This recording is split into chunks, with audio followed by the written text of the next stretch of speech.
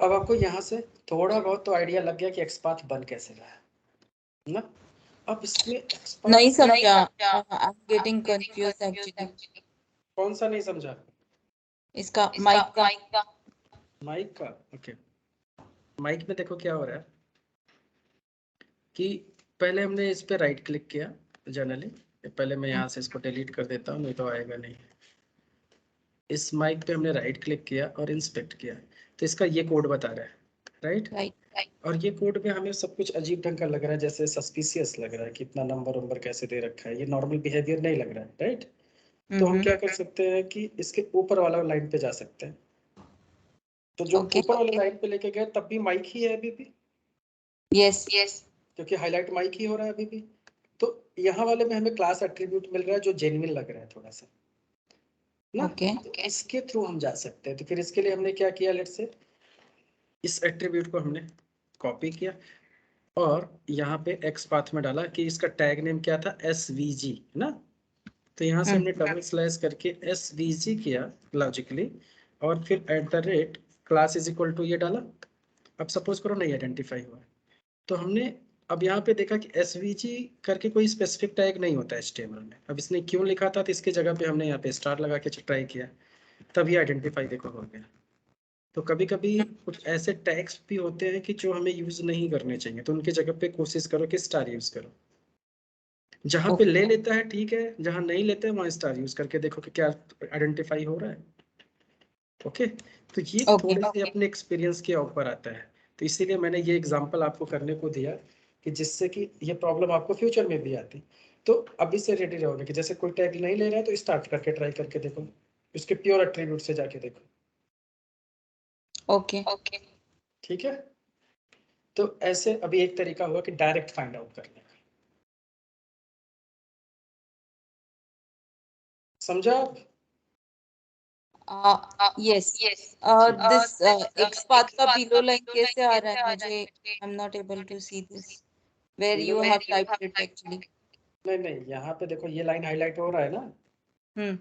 तो इसी लाइन में तो वो आपका है ना वो, ये देखो यहाँ पे हाईलाइट ये हो रहा है ना, यहाँ देखना ध्यान से माइक पे।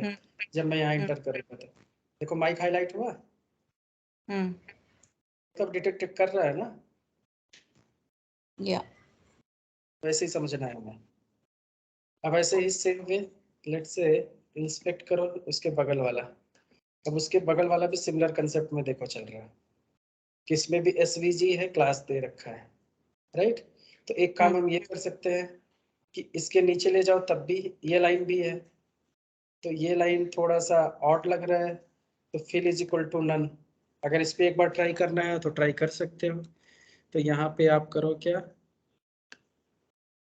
Fill is equal to none करके देखो, तो आइडेंटिफाई 2 हो रहे हैं, मतलब यूनिकली आइडेंटिफाई नहीं हो रहा है, तो इसको हमें नहीं लेना चाहिए। तो फिर हम क्या करेंगे, कोई और ऑप्शन देखो। अब दूसरा ऑप्शन देखने के लिए हम एक काम कर सकते हैं कि इस लाइन के ऊपर वाली लाइन पे कर्सर लेके जाए तब भी यही आइडेंटिफाई हो रहा है बॉक्स में, तो क्लास नेम इसकी लेके देखें।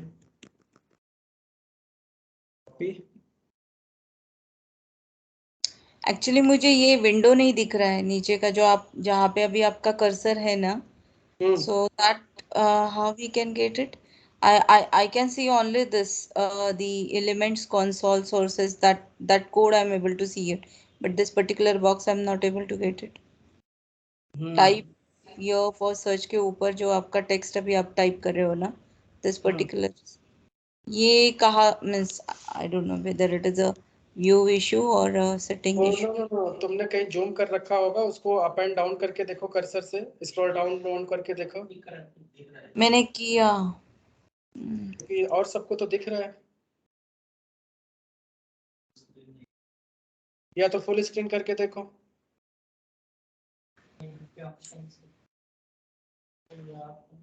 मेरा तो फुल स्क्रीन में ही है, I am just doing it again. Okay, फिर से देखो, उसी में वो जूम करने का ऑप्शन होता है साइड में। Can you show me that, like कहाँ पे? ये देखो ऐसे राइट साइड में ऑप्शन आता है स्काइप, हाँ हाँ हाँ। यहाँ पे कहाँ पे आता है? वही इधर ही आता है। ओके, उसी में देखो ऑप्शन दिख रहा होगा जब स्क्रीन जहाँ पे होगी। Second I am checking it.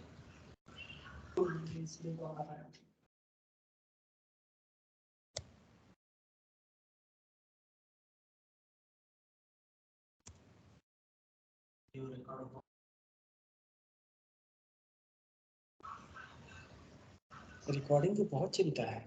कल वाला उस दिन का हम जाके देखे ना कि आवाज सिर्फ आ रहा है, स्क्रीन कुछ नहीं दिख रही है। तो आधा अटैक आ गया। आप उस तरह का मैसेज डालो बोले भाई आज तो क्लास बुड़ गई बोले आपकी। ये जो किया रहता वो 100 तो नहीं गया रहता, 70 60 मतलब कुछ चीजें थोड़ी मिस प्रैक्टिस के बाद ही अच्छे से आ गई, समझ तो जाते। दिखा थे मेरे लिए तो एक एलिमेंट्स और उसके बाजू में like styles, computer layout, event listener ऐसे दिख रहा है, दो बटन्स दिख रहे हैं। नो नो सुनो, लिसन लिसन लिसन। तुम मेरे स्क्रीन की बात कर रही हो कि मेरे स्क्रीन में जो मैं टाइप कर रहा हूँ वो नहीं आ मेरे रहा है? स्क्रीन की बात कर रही हूँ मैं। I am not able to find that, like see I went Okay, into okay, okay, got it, google.com, फिर got it, बाद में मैंने इंस्पेक्ट किया and then how to got get it। That text. अब मेरी स्क्रीन देखो, मैं बताता हूँ कैसे आएगा। हम्म। यहाँ तक आ रहा है ये कंसोल। हाँ, अब यहाँ पे कंसोल के बीच में क्लिक करके कीबोर्ड से कंट्रोल F प्रेस करो। ओके, एक सेकेंड। देखो अब आ जाएगा। कीबोर्ड से कंट्रोल एफ, हाँ राइट, अभी आया। ठीक है। आई वॉज थिंकिंग कि तुम मेरी स्क्रीन पे तो वो बॉक्स नहीं दिख रहा नहीं है। नहीं सर, मैं मेरे स्क्रीन की बात कर रही थी, so that I can type something over there. ठीक ओके, है, ठीक है, गॉट इट। ठीक है। ओके, तो यहाँ तक समझ में आ गया सबको, राइट? अब अगले कंसेप्ट पे चलते हैं इसी में। तो मैंने क्या किया, एक डॉक्यूमेंट बना रखा है और उस डॉक्यूमेंट के थ्रू सारे लॉजिक्स मैंने यहाँ पे लिख रखे हैं और आपको क्या करना है, इसको पढ़ना है, समझना है।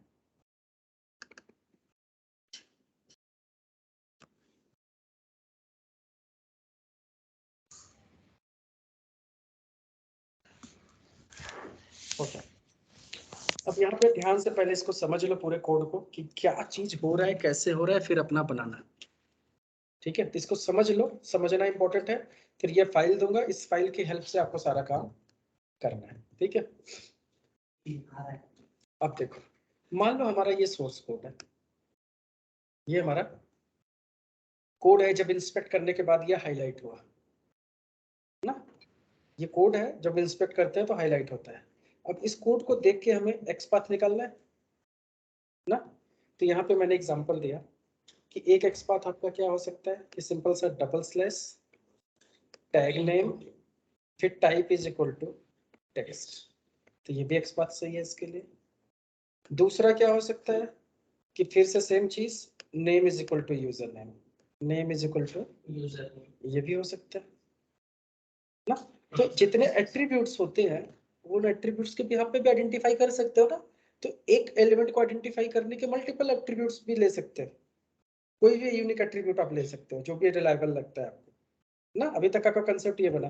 तो जैसे ये भी हो सकता है और ये भी हो सकता है। अब एक चीज और होता है, कभी कभी अगर एक एट्रीब्यूट से वो एलिमेंट यूनिकली आइडेंटिफाई नहीं हो रहा है, मतलब उससे मल्टीपल आ रहा है, तो आप क्या चाहते हो कि उसमें एक आध दो एट्रीब्यूट और ऐड कर दें ना। तो अगर आपको दूसरा एट्रीब्यूट ऐड करना है तो आप क्या करोगे, जैसे ये पहला एट्रीब्यूट डाला, उसके आगे लिख दो स्पेस देके एंड, और फिर पास कर दो दूसरा एट्रीब्यूट। तो एक ही सिंटैक्स में आप दो दो एट्रीब्यूट भी पास कर सकते हो। ऐसे सिंटैक्स समझ में आ रहा है? हाँ, दोनों सेटिस्फाई होंगी तभी आएगा। ठीक है, अगर आप एंड बीच में नहीं लगाना चाहते हो तो आप क्या करो, एक ब्रैकेट लो जिसमें पहला एट्रीब्यूट पास करो, उसके बाद दूसरा ब्रैकेट लो उसमें दूसरा एट्रीब्यूट पास कर दो। ठीक है, ऐसा भी कर सकते हैं। तो बीच में एंड लगाने की जरूरत भी नहीं है। दो अर्थ इसमें भी दोनों मैच करेंगे तभी ये आइडेंटिफाई करेगा। ठीक है, तो जैसे यहाँ पे एंड लगाते हो वैसे यहाँ पे अलग अलग ब्रैकेट में भी कर सकते हो। तो ये लिखने का एक्सप्रेशन अलग अलग है सर, काम एक ही है। फिर अगर एंड नहीं लगाना है तो मैं और वाला कंडीशन चाहिए कि मान लो यही यही एक बटन अभी सेव है, बाद में सबमिट हो जाता है, समझ लो ऐसा कुछ नॉर्मल हो, या कभी इसका नाम ये होता है कभी ये होता है, ऐसा कुछ भी उसमें से, तो और कंडीशन लगाना हो कि चाहे इसका नाम ये हो चाहे ये हो, लेना है तो ले लो। तो ये क्या करेगा, यहाँ पे हम क्या पास कर सकते हैं, और। तो इसका सबसे बड़ा बेनिफिट तब होता है जब हमारी वेबसाइट मल्टीलिंगुअल होती है। मल्टीलिंगुअल होने का मतलब ये हो गया कि डिफरेंट डिफरेंट लैंग्वेजेस में होती है।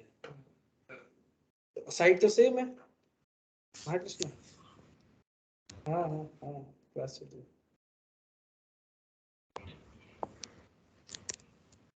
तो यहाँ पे क्या होगा कि अब मल्टीलिंगुअल साइट है तो वही आपकी वेबसाइट मान लो मराठी में भी होगी, वही हिंदी में भी होगी, इंग्लिश में भी होगी, चाइनीज में भी हो सकती है। तो फंक्शनैलिटी तो सब कुछ सेम। अभी गवर्नमेंट की साइट देखो तो किसी भी लैंग्वेज ना, तो किसी भी लैंग्वेज में आपको दिखते हैं ना वो चीज। तो अब मान लो उसको ऑटोमेट करना है तो बटन पे क्लिक है, मान लो इंग्लिश में बटन लिखा है सर्च, हिंदी में लिखा है खोजे, मराठी में क्या होता है शोधा, शोधा। अब क्या हुआ कि अब तुम्हें आइडेंटिफाई करना है उसी बटन को, तो तुम्हें क्या name is equal to search नहीं ले सकते ना, तो जो लैंग्वेज होगी उसकी उस नेम के अंदर वही, तो यहाँ पे और पास कर सकते हो कि नेम या तो शोधा हो या तो आपका खोजो या तो सर्च या तो फाइंड, जो भी हो कोई भी इनमें से मैच करे तो क्लिक करे। तो ऐसी सिचुएशन में अब आप 4 वेबसाइट है तो 4 कोड थोड़ी ना अलग अलग बनाओगे, एक ही कोड से हैंडल कर सकते हो चारों वेबसाइट। तो ऐसी सिचुएशन में आपको क्या करना चाहिए, और लगा के अलग अलग एट्रीब्यूट्स उसमें मल्टीपल ऑर्स, हाँ मल्टीपल ऑर्स लगा के ऐसे 4-5 एट्रीब्यूट पास करते, उसमें से जो भी कोई एक मैच करेगा वो पिक करके आगे निकल जाए। समझ में आया? तो इसका अलग एडवांटेज हमें मिलेगा। ओके, अब नाउ एक्सपाथ के अंदर कुछ फंक्शंस भी होती हैं जिनका स्पेसिफिक यूज है। जैसे अगले एक्सप्रेशन को पहले ध्यान से देखो और समझो। तो इसमें एक मेथड यहाँ पे लिखा हुआ है स्टार्ट्स विथ, और उसके बाद देखो सिंटेक्स चेंज हो रहा है, उससे पहले @ नहीं है, स्टार्ट विथ से पहले @ नहीं है क्योंकि ये एट्रीब्यूट नहीं है। @ वहीं लगेगा जब कोई एट्रीब्यूट आप यूज करोगे ना। तो यहाँ पे क्या लगा, सिंटेक्स स्टार्ट्स विथ, देन एक स्मॉल ब्रैकेट ओपन होता है और वो स्मॉल ब्रैकेट क्लोज होता है, और उसके अंदर फिर @ नेम एट्रीब्यूट आता है, और उसके अंदर अब इक्वल टू ना होके क्या यूज होता है, कॉमा और एट्रीब्यूट की वैल्यू। तो जब कोई फंक्शन हम यूज करेंगे तो फंक्शन में क्या करेंगे, पहले फंक्शन का नाम, फिर ये स्मॉल ब्रैकेट, फिर एट्रीब्यूट, कॉमा और एट्रीब्यूट की वैल्यू, फिर इक्वल टू नहीं लगाएंगे बीच में, क्योंकि ये फंक्शन है। तो फंक्शन में क्या होता है, पैरामीटर जाता है कि ये पहला पैरामीटर है, ये दूसरा पैरामीटर है, मतलब ये उसका एक एट्रीब्यूट है, उसके एट्रीब्यूट की वैल्यू आ रही होगी। तो इसका एक्सप्रेशन ऐसा होता है। अब ये फंक्शन का काम क्या है स्टार्ट विथ का, ये समझते हैं। तो स्टार्ट विथ का काम ये होता है कि मान लो कोई भी एक जो जो एट्रीब्यूट्स आप तुम यूज करने जा रहे हो एक्सपाथ के अंदर, वो डायनेमिक तो है लेकिन उसका पैटर्न फिक्स है। डायनेमिक तो है लेकिन पैटर्न फिक्स है। जैसे एग्जांपल लेता हूँ, अब देखो ये सारे फंक्शन जरूरी नहीं कि हमेशा यूज करो, लेकिन कभी सिचुएशन फंस गई तो ये बहुत काम की चीज होती है। जैसे मान लो ये लॉगिन बटन था हमारे पास, पहले इसको हटाओगे तब दिखेगा, ये हमारा बटन था और इसमें हम आईडी ले रहे थे। अब आईडी को लेट से मैंने कॉपी करके यहाँ पे रखा, इसके पैटर्न को समझने की कोशिश कर रहा हूँ।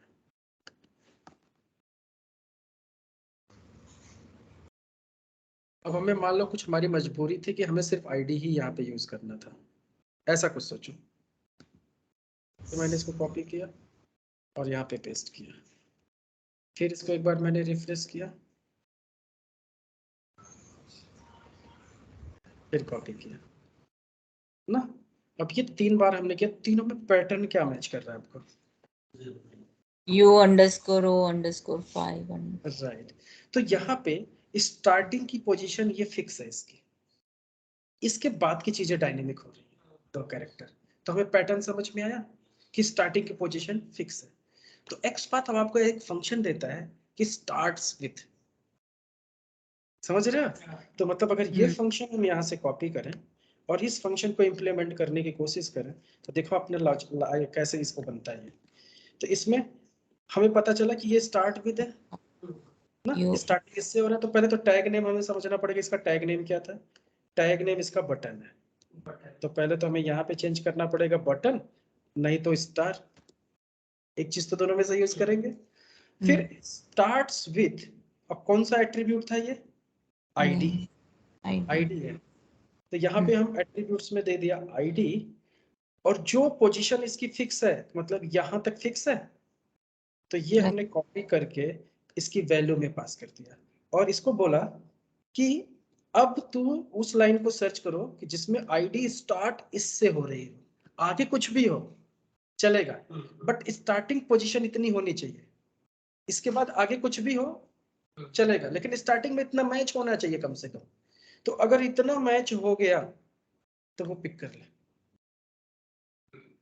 ना, और वो भी कहां से मैच करेगा? स्टार्टिंग से, क्योंकि स्टार्ट विद है ना, तो ये क्या करेगा? स्टार्टिंग से मैच कराएगा। तो अब इसको जाके चेक करो कि क्या सच में ये काम कर रहा है। तो यहां से जाके कंट्रोल F और इसमें जाके पेस्ट करो, 1 ऑफ 1 आइडेंटिफाई हो गया ना। अब रिफ्रेश करके देखो एक दो बार कि सच में हमारा ये हमेशा काम करेगा कि नहीं।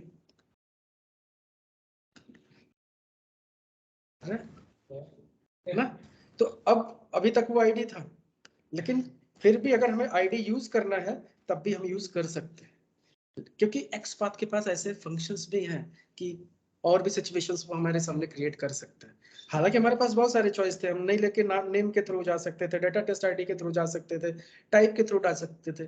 चॉइस तो बहुत है हमारे पास, एक चीज को करने के बहुत सारे, लेकिन मैं ये बता रहा हूँ कि फंक्शन है ये। अगर कहीं फंस गया ऐसे सिचुएशन में कि मान लो कोई एट्रीब्यूट नहीं रहता, कोई एक ही एट्रीब्यूट है वहां पे और वो भी ऐसे डायनेमिक है, चेंज हो रहा है, तो फिर सिचुएशन क्या बने? तो फिर हम फंक्शंस यूज कर सकते हैं इस बात के ना। तो इसलिए पता आपको हर एक चीज होना चाहिए। अब आपको उस करंट सिचुएशन के हिसाब से सोचना पड़ेगा कि हम क्या कर सकते हैं। क्लियर? तो ये बात थी हमारी स्टार्ट्स विद की। ऐसे ही एक फंक्शन आता है एंड्स विद, इसी का भाई है, सेम चीज वो एंड में मैच करता है, लेकिन वो आउटडेटेड हो गया, अब वो यूज में नहीं होता है। ठीक है, एनीवे कंसेप्ट सिमिलर है, बट स्टार्ट विद की जगह एंड विद, तो एंड में मैच कराएगा।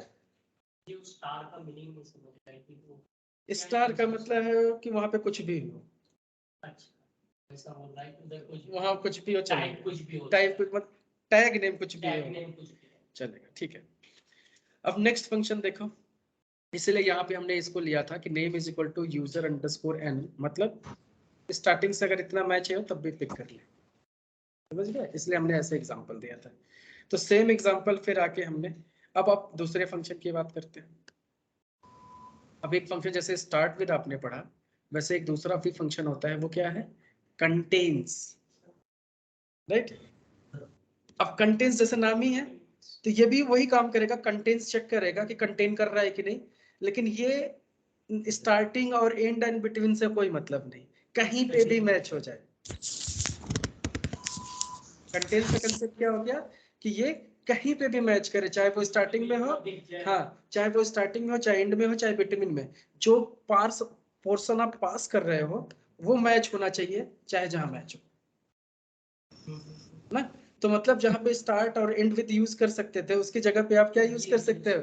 कंटेन्स भी यूज कर सकते हो ना। तो चलो चेक करते हैं। तो इस सिचुएशन में भी अगर हम इसकी जगह पे कंटेन्स लगा दें, ये काम करना चाहिए, तो कॉपी करो और यहाँ पे ले जाके पेस्ट करो।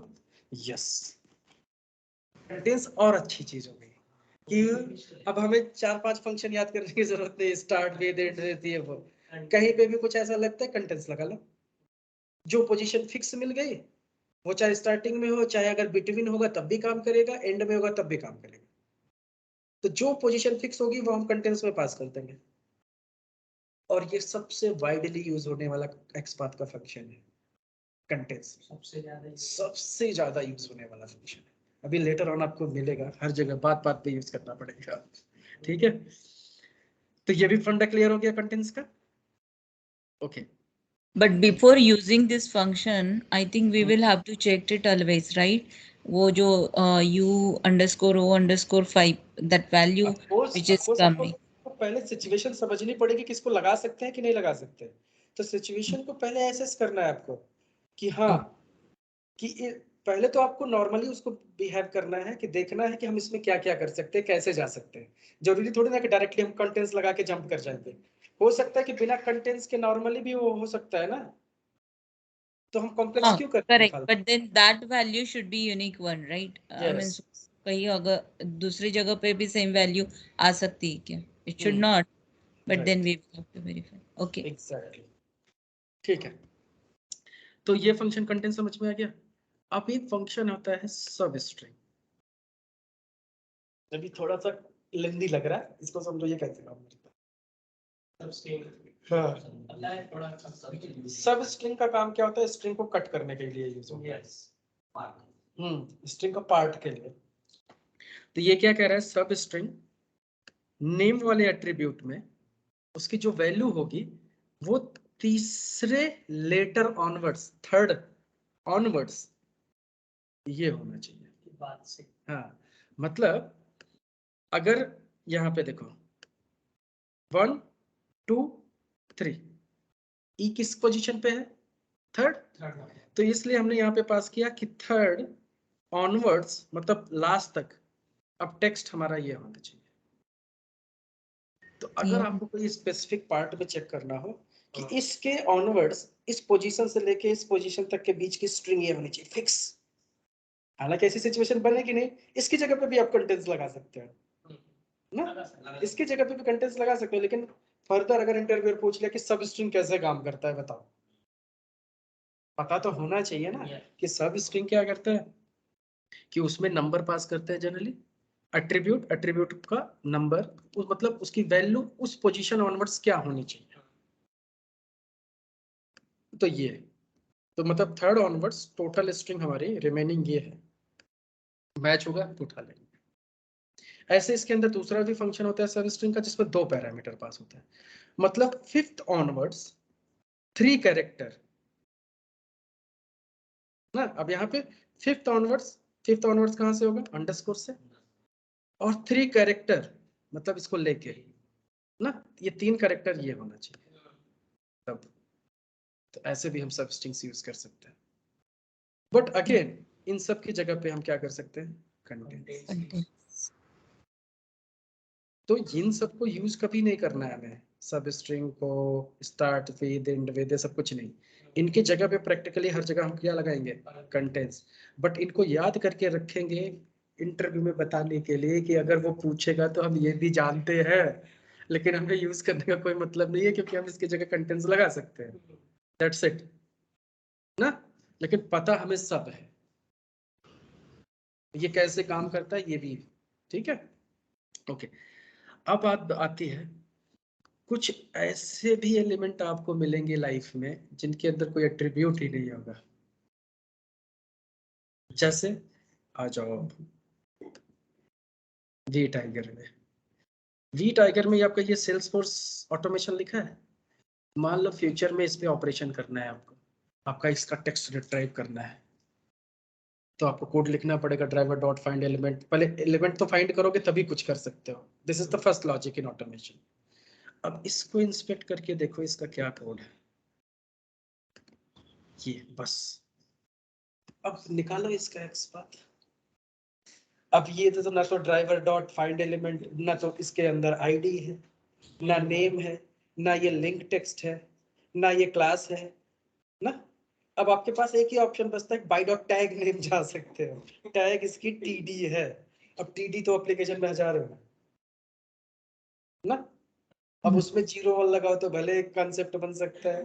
ठीक है, दूसरी चीज अब इसको कैसे आइडेंटिफाई करोगे? मान लो इंटरप्रेटर ने इसको XPath से बनाओ। अब XPath में भी तो कहोगे कि /TD टैग नेम पता है, फिर ब्रैकेट में एट्रीब्यूट क्या दे, क्योंकि कोई एट्रीब्यूट तो है ही नहीं इसके अंदर ना, कोई भी एट्रीब्यूट नहीं है, तो फिर हम कुछ नहीं पास कर सकते ना। तो फिर इसको आइडेंटिफाई कैसे करें? तो फिर एक्स पाथ को ये चीज पता था, उसने एक फंक्शन और रखा है अपने पास जिसका नाम है टेक्स्ट फंक्शन, कि जो टेक्स्ट दिखता है उसी टेक्स्ट के भी आप पे आइडेंटिफाई करते हैं उसी से। तो इसको जाके अगर देखो यहाँ से, तो यहाँ पे देखो, यहाँ पे इसने क्या कर रखा है, डबल स्लैश, मान लो टैग नेम अपना जो भी देना है दे दो, फिर टेक्स्ट, ऐसे टेक्स्ट लिख के ब्रैकेट, अगर टेक्स्ट सेम टू सेम है तो is equal to single quote में वो डेटा पास कर दो। तो जैसे इस केस में क्या होगा कि डबल कोट के अंदर ये पूरा डेटा, ये डबल कॉलम भी आएगा ना, नहीं तो ये नहीं होगा। अगर डबल कॉलम नहीं यूज करना तो कंटेंट्स यूज कर लो ना, तो ऐसा हो सकता है। तो इसलिए यहाँ से इसको कॉपी करो और इसका एक्सपाथ बनाना है तो ऐसे डबल स्लैश टीडी ब्रैकेट में, अब एट द रेट नहीं लगेगा क्योंकि एट्रीब्यूट नहीं है, तो यहाँ पे हम टेक्स्ट ऐसे bracket is equal to single quote में दिस को आइडेंटिफाई हो गया। तो ये होता है कंसेप्ट। तो ऐसे टेक्स्ट फंक्शन भी यूज करते हैं। अब टेक्स्ट फंक्शन कहाँ पे यूज करेंगे उसको समझो। टेक्स्ट फंक्शन जो होता है जब कोई टैग के बीच में, मतलब ये टैग स्टार्ट हो, ये टैग यहाँ पे क्लोज हो रहा है, फिर ये टैग यहाँ पे क्लोज हो रहा है, इसके बीच में ये टेक्स्ट दिख रहा है, दोनों टैग के बीच में, और कोई एट्रीब्यूट नहीं है, ये फ्री टेक्स्ट है, तो इसको हम टेक्स्ट ट्रीट करते हैं। अदरवाइज ये किसी एट्रीब्यूट के साथ होता तब ये टेक्स्ट हमारे लिए नहीं है ना, तब ये टेक्स्ट नहीं मानेंगे। तो जनरली ये सारी चीजें हम लेबल में, जो लेबल्स जितनी होती है ना, वहां पे जनरली टेक्स्ट होते हैं। अब ऐसे ही मान लो ये हमारा वी टाइगर कस्टमर पोर्टल है, इसको इंस्पेक्ट करो, तो इसके में अब AHREF दे रखा है। तो कभी कभी आपने ट्राई करोगे कि एक्सपाथ HREF से बनाओगे तो नहीं बनता, नहीं लेता है वो, क्योंकि इसमें बहुत सारे स्पेशल कैरेक्टर्स भी हो सकते हैं ना। तो अब इसको आपको लगेगा कि चलो ये तो लिंक है तो बाय डॉट लिंक टेक्स्ट कर लेंगे ना, लेकिन अगर एक्सपाथ से ही बनाना हो तो मान लो HREF एट्रीब्यूट काम नहीं कर रहा है, तो फिर क्या करोगे? तो इसके अंदर भी तो टेक्स्ट है ना, ये वी टाइगर कस्टमर पोर्टल, जो कि किसी एट्रीब्यूट में देखो नहीं है, टैग यहाँ पे बंद हो रहा है, फिर यहाँ टैग बंद हो रहा है, तो बीच में फ्री है ना ये टेक्स्ट, तो ये भी एक टेक्स्ट है। तो इसको भी टेक्स्ट के यहाँ पे हम ले सकते हैं। तो इसके लिए हम क्या करेंगे, डबल स्लैश, टैग नेम इसका क्या है, ए, नहीं तो स्टार, नहीं समझ में आ रहा है तो स्टार, नहीं तो ए, फिर टेक्स्ट इज इक्वल टू ये जो टेक्स्ट दिखा अंदर वी टाइगर कस्टमर पोर्टल, देखो हाईलाइट हो गया 1 ऑफ 1। हाँ ठीक है, तो इसलिए टेक्स्ट का भी बहुत रोल है। तो कंटेंट्स के बाद अगर कोई यूज होने वाला सबसे बड़ा फंक्शन है तो वो क्या है, टेक्स्ट ना। अब एक तीसरी सिचुएशन आपके सामने रखता हूँ मैं, ये यूजर नेम दिख रहा है बड़ा छोटा सा ना, इसको तो आप आइडेंटिफाई अब कर ही लोगे, बहुत आसान है, करो जल्दी से करो, 2 मिनट 1 मिनट दिया।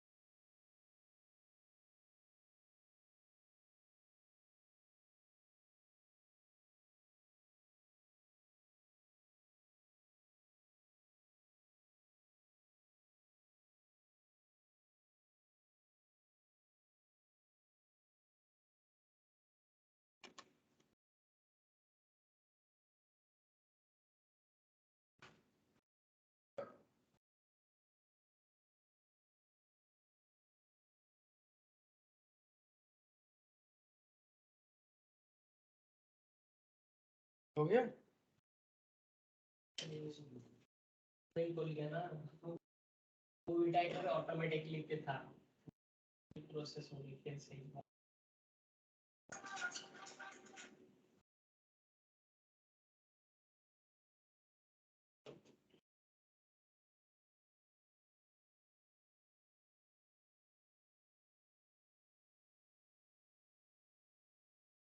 तुम कब से घर नहीं गए? फैमिली के साथ यहीं रहते हो? तो तुम्हारा घर यहीं है? मम्मी पापा खेती उधर संगमनेर करते हैं, ये और वाइफ यहाँ पे रहते हैं। जॉब करती है। चलो खर्चा पानी चल रहा है तो। हाँ, करके रुके।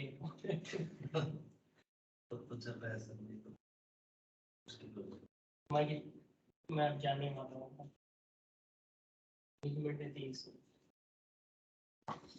तो नहीं हो रहा था, देखो अब इसमें क्या होता है,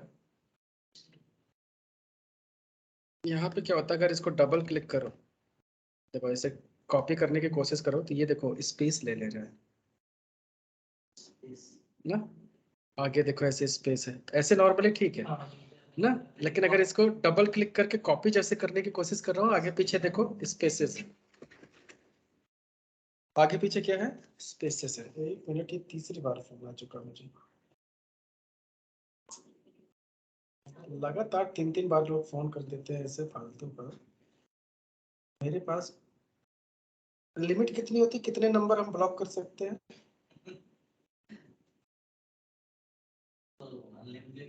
अनलिमिटेड है ना, 1,000 तो मैंने ब्लॉक किए ही होंगे अभी तक। ओके, तो यहाँ पे देखो जैसे हुआ क्या कि मैं अगर इसको डबल क्लिक करूँ तो यहाँ पे आगे क्या आ रहा है, स्पेस लग के आ जा रहा है। और अगर सिर्फ ये टेक्स्ट कॉपी करता हूँ और फिर अगर इसको यहाँ पे रखता हूँ कि /b ब्रैकेट में text is equal to single quote में ये, तो ये आइडेंटिफाई देखो नहीं कर रहा है। इसलिए नहीं कर रहा है क्योंकि इसके आगे पीछे स्पेसेस है। Yes. अब उतना स्पेस हम दे नहीं सकते ऐसे, तो बेटर ऑप्शन क्या, कंटेंट्स। कंटेंट्स में इतना तो मैच करेगा ही ना, तो कंटेंट्स अब यहाँ पे लगाना हो तो हम क्या लिखेंगे, ऐसे आगे कंटेंट्स, फिर स्मॉल ब्रैकेट कंटेंट्स का, और इक्वल टू की जगह पे कॉमा, और लास्ट में यहाँ पे बंद कर दो ब्रैकेट। तो ये देखो आइडेंटिफाई कर दिया। तो इसका सिंटैक्स क्या हो जाएगा, ये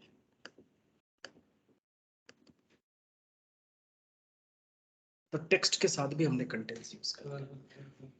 तो ये दोनों कॉम्बिनेशन जो है ये क्लियर कॉम्बिनेशन है। तो जितने भी एप्लीकेशंस में कहीं पे भी लेबल्स वगैरह मिलेंगे, आपको मोस्टली यही पैटर्न यूज करना होता है। तो टेक्स्ट फंक्शन और कंटेंट्स ये दोनों साथ में भी लगते हैं, याद रखना। तो XPath के मल्टीपल फंक्शंस भी इकट्ठे लग सकते हैं। तो क्लियर हुआ यहाँ तक, कंटेंट्स और टेक्स्ट क्लियर हो गया। Okay fine. ये टेक्स्ट कब लेना है, जब एनी स्पेस इज देयर, नहीं, टेक्स्ट तो तब लेना है, टेक्स्ट तो तब लेना है जब आपके पास कोई एट्रीब्यूट नहीं है, सिर्फ टेक्स्ट ही दे रखा है। तो डायरेक्ट आपको टेक्स्ट यूज करना है।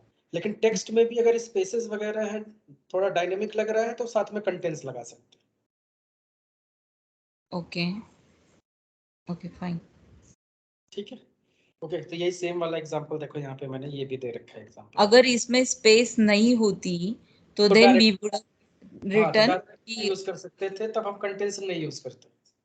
ओके, सो फिर हम लोग सीधा ऐसे लिखते हैं /b in bracket text comma user name, text is equal to, क्योंकि एक फंक्शन नहीं है। हाँ, कॉमा तब लगाएंगे जब फंक्शन को यूज होगा। Okay, otherwise text is equal to user name. Okay fine, right. Okay. तो ये देखो, पहले मैंने ऐसे करने की कोशिश किया तो नहीं चला, तो फिर मैंने ऐसे किया तो चल पड़ा। Got it. अब एक चीज और होता है इसके पास, एक फंक्शन नॉर्मलाइज स्पेस करके। अब मान लो कोई टेक्स्ट ऐसे लिखा है, यहाँ स्पेस कुछ है, फिर यहाँ एक स्पेस है, फिर यहाँ कई सारे स्पेसेस हैं, फिर एक स्पेस, फिर कुछ स्पेस, ऐसे नॉट श्योर, पैटर्न तो समझ में नहीं आ रहा है, बट सिर्फ स्पेसेस का गेम है। तो वहां पे आप क्या यूज कर सकते हो, नॉर्मलाइज स्पेस। तो नॉर्मलाइज स्पेस वाला कंसेप्ट क्या हम यहाँ पे भी तो चला सकते थे, तो यहाँ पे चला के देखो, क्योंकि स्पेसेस है तो ये भी काम करना चाहिए, लेकिन स्पेसेस के साथ वहां पे एंटर था, एक नए लाइन में था, तो जिसकी वजह से, हाँ, तो जिसकी वजह से नॉर्मलाइज स्पेस वहां नहीं चलेगा, कंटेंट से चलेगा।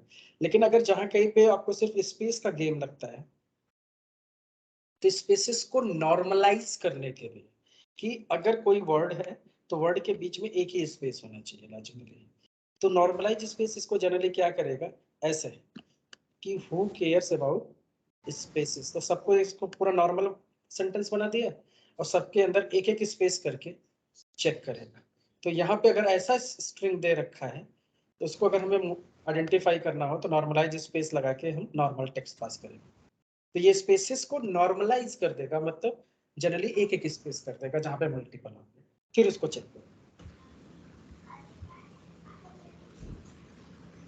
मीन्स उसके वहां पे अगर कितनी भी स्पेस रही तो भी it will consider a single space and then it will try to search that particular text. Exactly. Okay, तो ये काम होता है नॉर्मल स्पेस में। तो यहाँ तक आपके एक्सपाथ फंक्शन समझ में आ गए, पूरा कंसेप्ट। तो ये सारा कंसेप्ट यूज करके हम एक्सपाथ निकालते हैं। तो ये जो फंडा अभी पढ़े हो, ये हमारा है बेसिक एक्सपाथ, बेसिक कंसेप्ट। तो इतने सारी चीजें यूज करके आप एक्सपाथ बना सकते हो। तो ये जो लर्निंग हमारी हुई बेसिक हुई, अभी एडवांस एक्सपाथ बचा है। तो यहाँ से तो ज्यादा नहीं पूछा जाता, इंटरव्यू में एडवांस एक्सपाथ से ज्यादा पूछा जाता है, लेकिन इतना आपको पहले पता होना चाहिए प्रैक्टिस के लिए। तो ये जब आज आप प्रैक्टिस कर लो, तो कल हम एडवांस एक्सपाथ पे आएंगे, ठीक है। अब बेसिक एक्सपाथ समझ में आ गया। अब अभी हमारा एक लोकेटिंग टेक्निक्स बचा ही रह गया है, कौन सा, सीएसएस सेलेक्टर। अभी तो हमने एक्सपाथ देखा, अभी ये तो बचा है ना, इसको देखते हैं कि कैसे काम करता है। तो ये एक्सपाथ का भाई है, जैसे एक्सपाथ चलता है वैसे ये भी चलता है, इसके अपने एक्सप्रेशंस हैं। तो इसको कोड लिखने का तरीका क्या होता है, ऐसे। तो यहाँ पे जैसे एक्सपाथ लिखा है, हम यहाँ पे क्या लिखेंगे, लेट्स से इसको भी मैं कॉपी करता हूँ और जस्ट पेस्ट करता हूँ। रिकॉर्डिंग चल रही है ना, ठीक है। यस। तो यहाँ पे एक्सपाथ की जगह पे सीएसएस सेलेक्टर करके फंक्शन है, देखो यार, ऐसे लिखते हैं सीएसएस सेलेक्टर, और इसके डबल कोट में अब हमें पास करना होगा सीएसएस का एक्सप्रेशन ना। तो सीएसएस का एक्सप्रेशन जो होता है एक्सपाथ जैसा ही होता है। अगर आपको एक्सपाथ काफी हद तक पता है ना, तो आप सीएसएस सेलेक्टर बड़ी आसानी से बना सकते हैं। अब सीएसएस सेलेक्टर का मतलब ये हो गया कि जैसे एक्सपाथ होता है, एक्सएमएल में एक्सपाथ फाइंड करते हो, ऐसे सीएसएस सेलेक्टर क्या करता है, ये भी आपके एट्रीब्यूट और कैस्केड स्टाइल शीट से खेलता है। सीएसएस का फुल फॉर्म होता है कैस्केड स्टाइल शीट ना, मतलब लुक एंड फील से खेलना, वैसे चलता है ये, ठीक है। तो लेकिन इसके अंदर भी फंक्शंस है और ये भी एक्सपाथ जैसा ही काम करता है। तो यहाँ पे अगर मान लो आपके पास, अगर स्टार की जगह पे प्रॉपर तरीके से लिखो तो इसका ये ऐसे लिखते हैं इनपुट, आपका प्रॉपर एक्सपाथ है। तो अगर आपको एक्सपाथ पता है किसी एलिमेंट का, तो अगर उसका सीएसएस सेलेक्टर बनाना हो तो सबसे शॉर्टकट की क्या है, उसके अंदर से डबल स्लैश हटा दो और @ हटा दो, सीएसएस सेलेक्टर एक्सप्रेशन बन गया ना। फिर यहाँ से भी हमने क्या किया, डबल स्लैश हटा दिया और इनपुट इसकी जगह पे दे दिया और यहाँ से @ हटा दिया। सेव करो, अब इसको रन करके देखो, अगर सिंटेक्स सही है तो चलेगा।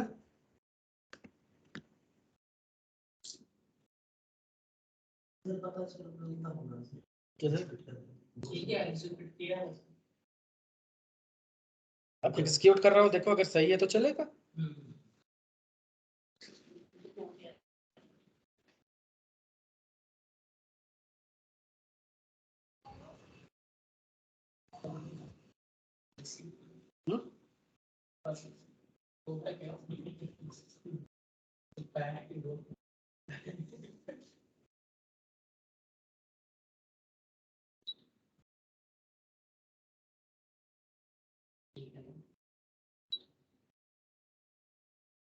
ये देखो वैल्यू डाल दिया इसने, तो इसका मतलब सही है ना। अब देखो दूसरा कंसेप्ट। तो पहला कंसेप्ट तो ये हुआ कि CSS सिलेक्टर जो होता है वो सेम XPath जैसा सिंटेक्स है, तो डबल स्लैश और इसको @ हटा दो तो ये ले लेते हैं। अब इसको भी हम आइडेंटिफाई यहीं से कर सकते हैं। कहाँ से? जो यहाँ से कंट्रोल, हाँ ऐसे ही बनाया जाता है। ये देखो ऐसे यहाँ से चेक भी किया जाता है, तो यहीं पे जाके ऐसे डाल दो तो ये देखो आइडेंटिफाई करेगा। अच्छा ये फेसबुक का है ना, तो यहाँ पे जाओ, आइडेंटिफाई हो गया। तो क्या करता है ये, आइडेंटिफाई कैसे करता है जानते हो? ये बॉक्स अगर स्लैश रहेगा तो XPath समझेगा स्टार्टिंग में, अगर स्टार्टिंग में स्लैश नहीं है तो इसी से सिलेक्टर समझ जाएगा, क्योंकि XPath में एक स्लैश तो होगा ही, चाहे सिंगल चाहे डबल, लेकिन CSS सिलेक्टर का स्टार्टिंग में स्लैशेस नहीं होते। अब स्टार का देखना पड़ेगा। देखो स्टार की जगह ये क्या लेता है। ओ सही है, स्टार चलेगा, सिर्फ स्लैश से मतलब नहीं है इसको, और @ से मतलब नहीं है ना। तो ये तुमने ऐसे आराम से बना लिया, तो उससे ज्यादा आसान लग रहा है। अब इतना ही नहीं, अगर आपने ID एट्रीब्यूट ले रहे हो इसके अंदर ना, अगर आपका जो एलिमेंट ले रहे हो उसके अंदर अगर ID एट्रीब्यूट है तो आप डायरेक्ट हैश लगा के ले सकते हो, तो मतलब कुछ ब्रैकेट कुछ नहीं, हैश ईमेल, बस आइडेंटिफाई हो गया CSS सिलेक्टर। अगर ID एट्रीब्यूट है तो सिर्फ ID अगर तुम XPath में जैसे ID एट्रीब्यूट लेते हो, तो यहाँ पे भी अगर ID एट्रीब्यूट लेना तो पूरा सिंटेक्स लिखने की भी जरूरत नहीं है। ID वाईडी डायरेक्ट हैश लगा दो, वो समझ जाता है हैश मतलब ID की बात कर रहे हो। तो ऐसे ही ईमेल, पासवर्ड है तो पास ले लिया।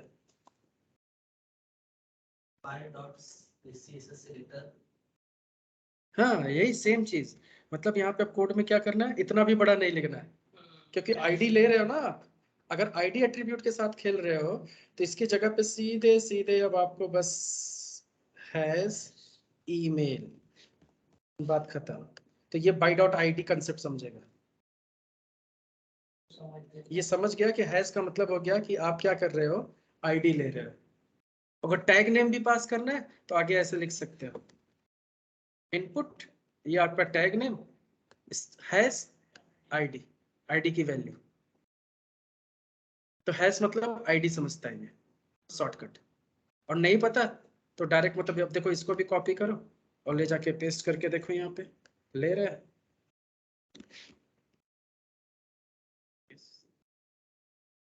इनपुट का भी चक्कर नहीं पालना है तो यहाँ पे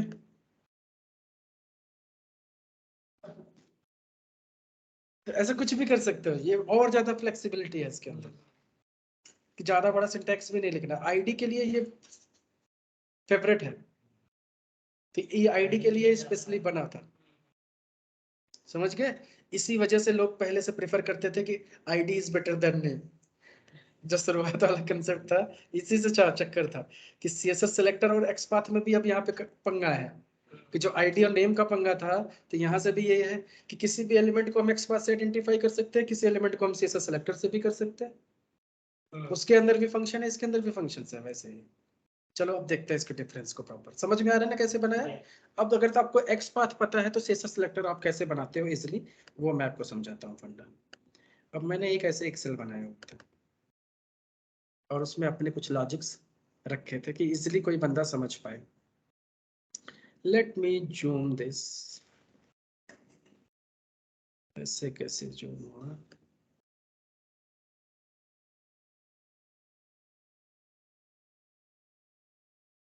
दिख रहा है प्रॉपर। देखो अब किसी का अगर HTML का XPath /HTML है तो इसका क्या हो जाएगा, सिंपल HTML। अब किसी का HTML और बॉडी है तो ये सिर्फ बॉडी। अब अगर जैसे एब्सोल्यूट XPath देखते थे आप, ऐसे HTML स्लैश बॉडी ऐसे करके आता था, तो यहाँ पे ऐसे बॉडी एंकल ब्रैकेट की तरफ जाएगा। तो अगर इसका एब्सोल्यूट पाथ निकालेंगे ना, तो ऐसे ब्रैकेट नहीं, इसका स्लैश ना होके एंकल ब्रैकेट की तरह ये काम करेगा। क्लियर? अब मान लो किसी का ऐसे डबल स्लैश इनपुट है तो ये सिर्फ स्लैश हटा दो। अब मान लो किसी का एक्सप्रेशन XPath का ऐसा है, double slash input name is equal to user name at the rate, तो ये वाला कंसेप्ट अभी आपको मैंने बताया कि डबल स्लैश यहाँ से हटा दो और यहाँ से एट द रेट हटा दो, तो ये आपका क्या हो गया, CSS सेलेक्टर का एक्सप्रेशन हो गया ना। ये अभी हमने यूज किया था कि सिर्फ डबल स्लैश और एट द रेट हटाया हमने यहाँ से। ऐसे ही अगर कंटेंट्स कहीं पे लगा हुआ है, अगर XPath पे कंटेंट्स जैसे लगाते हैं, वैसे यहाँ पे कंटेंट्स की जगह पे क्या यूज करते हैं, स्टार। तो अगर ऐसे नेम के आगे स्टार लगा दिया तो ये समझिएगा ये कंटेंट्स है। तो जैसे XPath में हम कंटेंट्स लिखते हैं, यहाँ पे ये वही पर्पस सॉल्व करेगा, ये स्टार। जहां पे स्टार्ट विद यहाँ पे चलता है, यहाँ पे सिंबल यूज करना पड़ेगा कैरेट साइन। ठीक है? और ये वाला अभी जस्ट बताया, इनपुट @ID ईमेल है, तो इनपुट हैश ईमेल दे सकते हैं, आईडी की जगह डायरेक्ट हैश, जो अभी हमने करके देखा था। तो ऐसे ही यहाँ पे input ID is equal to email है, तो सीधे ये देखो ई लिखा है, तो ई की जगह पे इनपुट जनरली होना चाहिए, मिस्टेक है थोड़ा सा, इसको ई मत समझना। ये क्या है, इनपुट, इनपुट हैश ईमेल, या तो डायरेक्ट ऐसे लिख सकते हो ईमेल। ये हमने दोनों करके आपको अभी दिखाया ये कंसेप्ट। तो ऐसे ही लेफ्ट साइड में आपके पास जो भी एक्सप्रेशंस दे रखे हैं XPath के, अगर ये आपको पता है तो करेस्पॉन्डिंग आप CSS सेलेक्टर में इजीली रिलेट कर पाओगे ना, तो आपको इजीली ये चीजें याद हो जाएगी। उसको डायरेक्ट लिख सकते हैं। क्लियर है ना?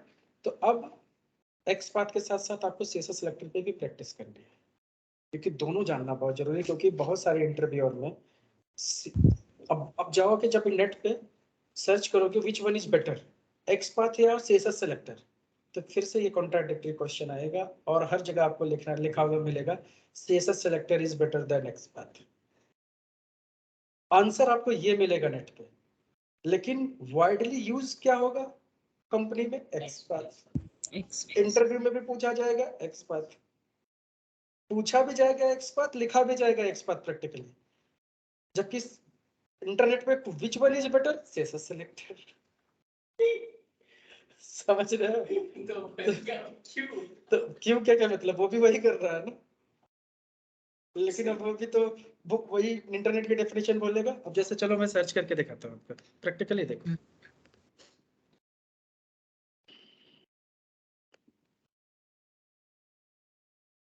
XPath versus CSS selector.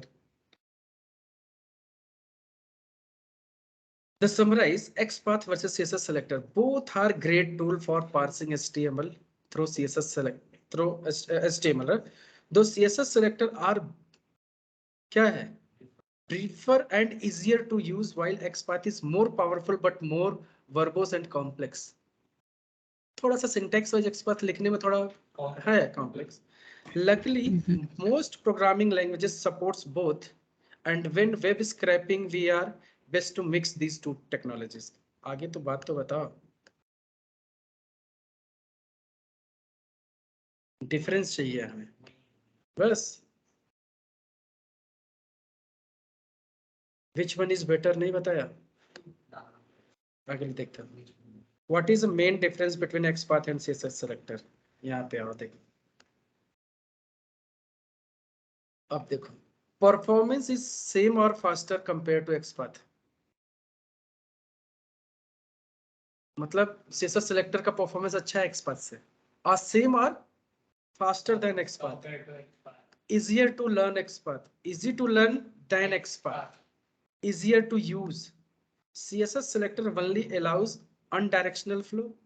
Using a CSS selector, we can only traverse from parent to child, but not from child to parent. ये एक लिमिटेशन सिर्फ बता रहा है, इसके बारे में हम आपको बाद में बताएंगे ये कैसे ट्रैवर्स करता है parent to child, child to parent, ये एडवांस XPath का पार्ट है। ठीक है, which is possible with XPath। सिर्फ एक ही ड्रॉबैक बता रहा है कि ट्रेवस करने में पेरेंट से चाइल्ड तो आता है, चाइल्ड से पेरेंट वापस नहीं जाता, बाकी के लिए परफॉर्मेंस वाइज और सब चीजों के वाइज सीएसएस सेलेक्टर ज्यादा अच्छा बता रहा है ना। ओके आगे देखते हैं।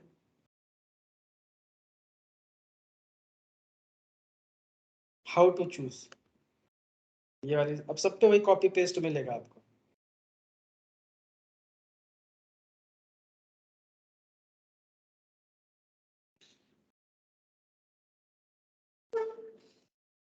The battle of XPath versus CSS selector is one that people approach differently, mostly because of preferences rather than a various implication of using either of the options. If you have ever had to pick between using XPath and CSS selector, mostly likely the environment you were working in had more to do with your choice than the actual differences between the options. Instances where you had where the options include when you want to scrap content from live website, you are conducting automation tests from this is the article address to the various differences. आगे जल्दी बताओ। End of the article application पूरा कहानी है सिर्फ अभी। Okay अब advantage दे रखा है पहले तो। XPath allow to navigate up to the DOM, ठीक है। It is compatible with old browsers, with Internet Explorer older version पे भी। Creating in XPath is more flexible than CSS selector, अब ये अलग ही खंडे में चल रहा है, ठीक है। When you don't know the name of an element, you can use contents to search, तो contents तो search कर सकते हैं हम, वहां पे भी तो contents तो लगा ही सकते हैं। How to use create XPath, अब ये सब कहानी है इनके पीछे। What is CSS selector? Advantage of CSS selector: it is faster than XPath. It is much easier to learn and implement. You have a high chance of finding your elements. It's compatible with more browsers, to do up-to-date browsers. तो overall क्या बता रहा है हमें कि CSS selector is better than XPath overall, performance wise, use करने के wise और सबके वाइज, लेकिन फिर भी हम कंपनी में XPath यूज करते हैं। ठीक है, तो आपको वही चीज होगा। देखो अब मेरी अंडरस्टैंडिंग इसमें ये है कि तुम पूरा का पूरा कोड लिखो, पूरा लीड का फॉर्म लॉगिन करके भर के रन करो, एक बार XPath से एक बार CSS सेलेक्टर से, दोनों में आपको कोई डिफरेंस नहीं दिखेगा। खासकर परफॉर्मेंस वाइज आपको ज्यादा फर्क नहीं दिखेगा, कभी आपका XPath जल्दी हो जाएगा, कभी CSS। तो मैंने इस पे बहुत एक्सपेरिमेंट किया था। मैंने क्या किया, 2000 लाइन का कोड लिखा पूरा, एक बार XPath में एक बार CSS सेलेक्टर में, उसको 20 बार चलाया लूप में, और इस टाइमर सेट किया कितना टाइम लगता है पूरा एग्जीक्यूट होने में ना। उसको चला के एक बार देखा, फिर 2 बार देखा, वैसे 4-5 बार देखा, मुझे रैंडम बिहेवियर लगा। कभी XPath में जल्दी हो गया, कभी उसमें 2-4 सेकंड ज्यादा लगा, कभी ये कभी वो, मतलब कोई फिक्स कंसिस्टेंसी हमें दिखा, कंसिस्टेंसी दिखी ही नहीं। तो मैं समझ गया ये कुछ नहीं है, जो मर्जी यूज करो, जो तुम्हें अच्छे से आता है वो यूज करो, बात खत्म ना। तो अगर तुम्हें XPath ज्यादा अच्छे से आता है तो XPath यूज करो, CSS सेलेक्टर अच्छे से आता है तो CSS सेलेक्टर यूज करो, बट जो भी यूज करो उसमें एक्सपर्टीज होना चाहिए, स्पेशलिस्ट बनो उसमें कि कुछ भी कर सको एटलीस्ट। और इंटरव्यू के हिसाब से भी हमें तैयारी करनी है, तो हमें जानना दोनों ही है अच्छे से, यूज जो मन कर करे, लेकिन जानना तो दोनों है, दोनों अच्छे से जानना। आंसर क्या देंगे? इट डिपेंड्स ऑन कि हम इंटरव्यू में किसको सेटिस्फाई करते हैं बता के। ये भी हो सकता है सामने वाला XPath का फैन है कि CSS सेलेक्टर का। अगर वो XPath depend on our luck Rajesh. अगर वो ज्यादा XPath के क्वेश्चंस पूछता है, राइट, अगर वो ज्यादा XPath के क्वेश्चंस पूछेगा तो हमें XPath में आंसर्स करना है, और अगर वो ज्यादा वो हमें CSS सेलेक्टर के क्वेश्चंस पूछेगा तो CSS सेलेक्टर में आंसर करना है। Yes, that's true. And I think one more we can see it like it's compatible with most browsers up to date. This CSS selector. I think this is one of the difference we can tell it. Exactly. तो देखो जब differences की बात आती है तो we can explain everything ना, कि थोड़ा सा ऐसे हमें एक्सप्लेन करना पड़ेगा डिप्लोमेटिकली कि सिचुएशन के अकॉर्डिंग। देखो ब्लॉग पे क्या है कि एक ब्लॉग पे साइट पे जो चीजें आ गई वही कॉपी पेस्ट आपको हर जगह मिलेगी राइट। तो over the internet if you search this over the Google, whatever the sites, if you can go with that, then you can find out like everywhere CSS is most better than faster and even better than the XPath. But still people are using XPath mostly into the industry. समझ रहे हो? तो this could be the thing. तो diplomatically हमें इसको answer करना पड़ेगा। ठीक है, अब एक काम करो, ये एक मैं डॉक्यूमेंट दे रहा हूँ और इससे रिलेट करके आप ये दो डॉक्यूमेंट मैं दे रहा हूँ, इस दोनों डॉक्यूमेंट को आप लोग ओपन करो। इसमें एक XPath का कॉलम मिलेगा, एक CSS सिलेक्टर का, और देखो दोनों में कंपैरिजन करके और कुछ एलिमेंट्स को आइडेंटिफाई करने की कोशिश करो। तब तक मैं देखता हूँ और यहाँ से आपको ये सारी चीजें मिलेंगी।